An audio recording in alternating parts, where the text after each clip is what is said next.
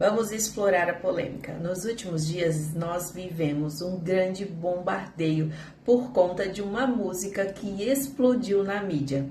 Em grande parte, essa grande visibilidade veio por um motivo negativo, mas, entretanto, foi alcançado o objetivo do pessoal do marketing.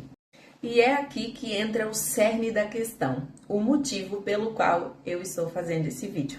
Nós temos tantos temas urgentes e pertinentes para ser discutidos e nós estamos perdendo tempo com guerras que não nos pertencem, que trazem divisão para nós em vez de união. Ao invés de trazer agregar alguma coisa para para o chamado de Deus na nossa vida, nós temos perdido tempo em fazer e discutir coisas que não agregam na nossa vida. E nós temos temas que nós precisamos discutir, como guerras, perseguição aos cristãos, as guerras que os nossos filhos vivem na escola com a ideologia de gênero e tantas demandas e propostas que eles oferecem para os nossos jovens hoje, os nossos problemas conjugais, nossa falta de conhecer a palavra de Deus, que é o que nos trazem um problema, e no entanto estamos vendo os crentes um atacando o outro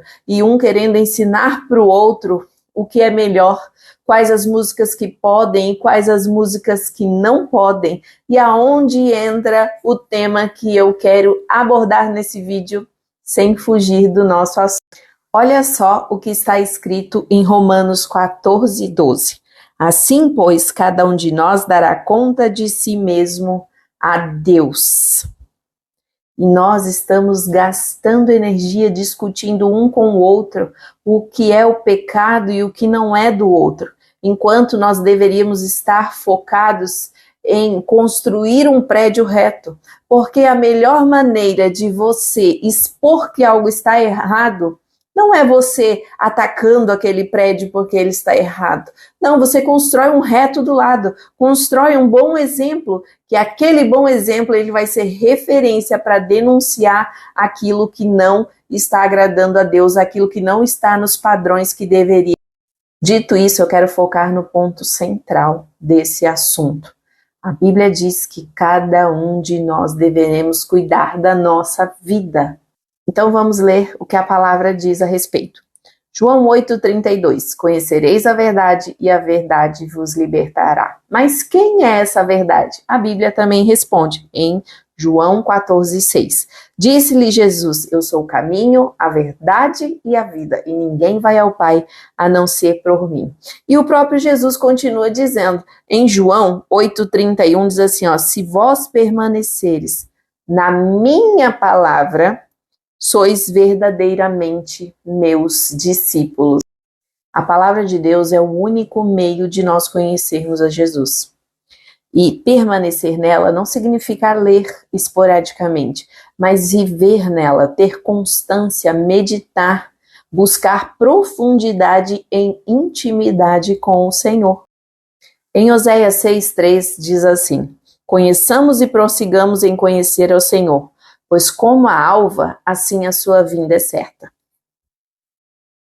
Quando nós cantamos algo que está destoando da palavra de Deus, que a palavra de Deus não concorda com aquilo, ou não concorda com aquilo que eu vivo, aí sim, nós estamos pecando. Então, por que não, ao invés de eu julgar se quem escreveu a música, ele está coerente ou não está coerente, por que não eu não vivo a palavra de Deus e assim o próprio Espírito Santo vai ministrar o meu coração e contar para mim pessoalmente o que é certo e o que não é, aquilo que agrada ou não a ele. Pode ser que o que eu vou dizer agora vai gerar polêmica para você. Mas sabe aquela música que diz assim, por ele, é por ele que eu estou gastando a minha vida. Quando você canta essa música, você está sendo hipócrita, na maioria das vezes. Poucas pessoas podem dizer que está gastando a vida dela por Jesus. E nós não podemos ser hipócritas. Porque como está a sua vida? Você trabalha somente para Jesus 24 horas do seu dia? Você acorda todas as madrugadas e abre mão do seu sono para orar e saber o que Deus quer falar contigo? Você abre mão das coisas que você quer comer todos os dias para tirar um tempo de oração e jejum e meditação da palavra? Você participa das programações da sua igreja local por amor? Ou você vai em todos os cultos e reuniões só porque você está na escala ou você cumpre uma função na igreja? É bem relativo. Você precisa, antes de abrir a sua boca para adorar a Deus, você precisa pensar, eu estou sendo verdadeira nisso? Vou dar um exemplo dos cantores da música, seja quem for eles, mas um exemplo dessa música que diz assim, ó, perdendo tudo por amor e com alegria. É hipocrisia. Os cantores ganham muito dinheiro para cantar. Ainda que eles estão adorando a Deus, eles têm uma vida confortável. Eles são honrados nos lugares em que eles vão. Eles são bem recebidos nos lugares que eles vão. Eles não estão gastando tudo por amor e com alegria, não. Deixa Deus começar a tirar coisas da gente, assim como o Senhor fez com Jó.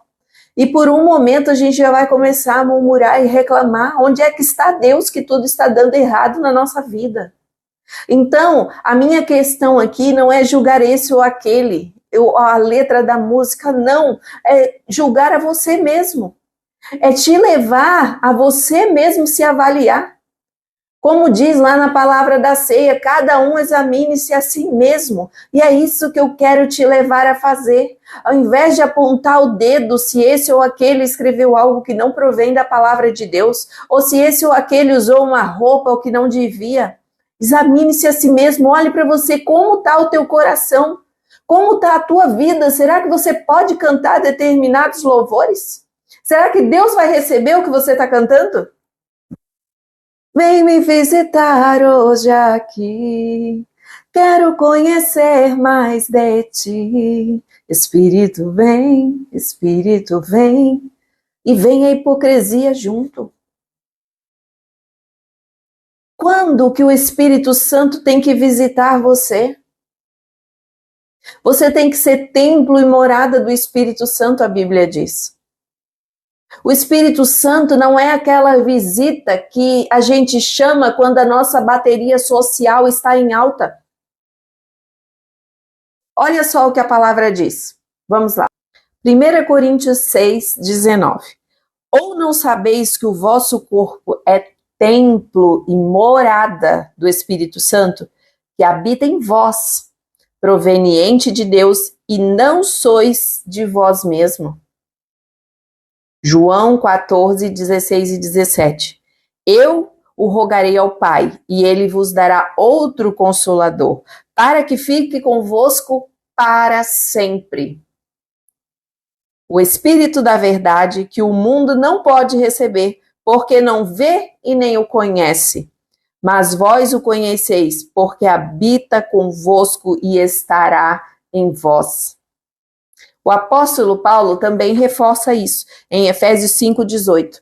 Não vos embriagueis com vinho em que há contenda, mas enchei-vos do Espírito. Ou seja, nós não devemos pedir para o Espírito vem, como se ele estivesse ausente de nós. Não, ele tem que morar em nós. Ele tem que permanecer em nós. Eu concordo que nós não vamos ficar 24 horas do nosso dia manifestando a presença de Deus, né? De uma forma em línguas, ou seja lá de que forma que for, que o Espírito Santo vai te usar e se manifestar através da sua vida. Mas ele tem que ser permanente na sua vida, ele tem que morar em você. E isso causa uma transformação, isso causa frutos. Se o Espírito Santo mora em você, você vai ter frutos. Se você não tem frutos, é porque realmente você só está buscando ao Senhor Jesus quando você precisa dele. Uma coisa que me incomoda muito são as músicas plagiadas. E isso não é só um problema artístico ou cultural, é um problema espiritual. Um exemplo, que eu não vou lembrar o nome aqui agora para dar para você, mas eu posso deixar aqui nos comentários depois, é uma música do sertanejo gospel. Toda vez que eu ouço essa música, ela não me leva a adorar a Deus, mas ela me leva a lembrar das músicas que a minha vizinha escuta, da Marília Mendonça. Por quê? Porque esse cantor, ele pegou a música da cantora, lá, uma cantora secular, né? E só trocou a música para voltar para o público cristão, para o público gospel. Ele trocou a letra, mas a música é a mesma, a melodia é a mesma. E isso não nos leva a adorar a Deus, e sim a dar a glória para aquele artista lá do mundo que criou essa canção. No ano 2000, a banda Queen Style gravou uma música, e no ano de 2001, a banda Voz da Verdade também gravou a música Projeto no Deserto, que você deve conhecer porque é muito famosa, mas que a música é a mesma música da outra banda, é a mesma melodia, só que está cantada em português e com uma mensagem para o público gospel.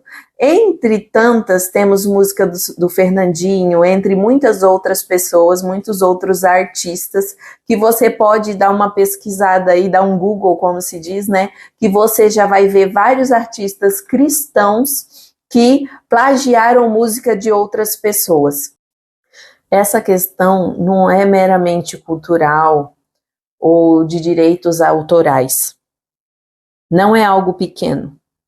O problema está em qual é a fonte, de onde essa criatividade está saindo, porque a fonte, ela reflete o que flui através dela. Então, qual é a fonte?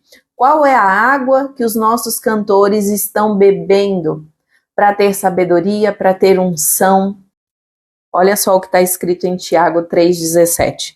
Mas a sabedoria que do alto vem é primeiramente pura, depois pacífica, moderada, tratável, cheia de misericórdia e de bons frutos, sem parcialidade e sem hipocrisia. Ou seja, cheia de bons frutos. Mas você só conhece os frutos se você conhece a Deus, se você conhece a palavra, se você conhece a fonte. Outro versículo que fala sobre isso está em 2 Timóteo 3, 16 e 17. Toda a escritura é devidamente inspirada, proveitosa para ensinar, para repreender, corrigir, instruir em justiça, para que o homem de Deus seja perfeito e perfeitamente preparado para toda boa obra. Afinal, para que serve o louvor? Exaltar a grandeza e os atributos e as obras de Deus, expressar gratidão, amor e reconhecimento a quem Ele é, ensinar a sã doutrina, fortalecer a fé, oferecer sacrifício de louvor em qualquer circunstância e combater as forças espirituais. Olha só como a Bíblia nos exorta em Romanos 12, 2. Não vos conformeis com este mundo, mas transformai-vos pela renovação da vossa mente, para que experimentais qual é a boa, agradável e perfeita. Ou seja, primeiro, quando você aceita Jesus, você é bom. Depois, à medida que você vai caminhando, você vai se tornando agradável, até ser perfeito em Deus, perfeito na vontade de Deus. Porque na Bíblia está escrito que até nós atingirmos a estatura de varão perfeito. E quando nós somos considerados varão perfeito? Quando nós nos tornamos imagem e semelhança de Deus. Mas, mais uma vez, antes de você louvar, antes de você adorar, coloca na palavra. Minha intenção aqui não é julgar você, julgar o cantor, ou a intenção por qual foi escrito a música. Não é apontar o pecado alheio, porque dessa forma eu também estaria cometendo outro pecado, de julgar o meu irmão, de julgar o próximo.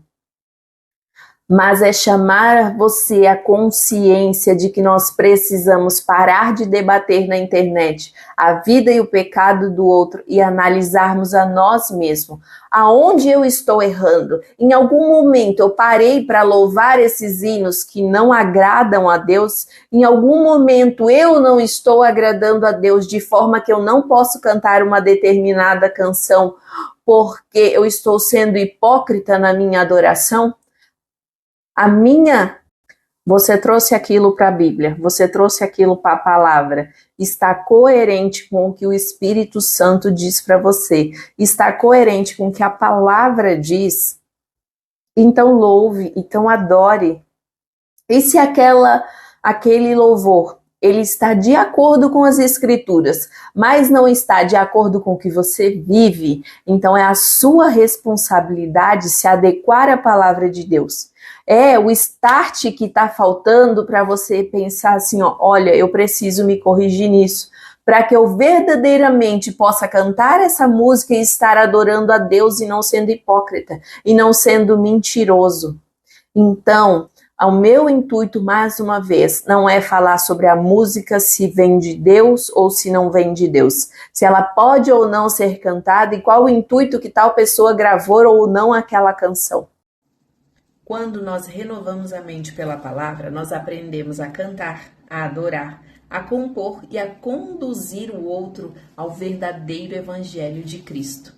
Então, antes de você compor algo, conduzir alguém, seja como ministro de louvor, como cantor, ou como compositor, ou simplesmente como adorador, analise a si mesmo.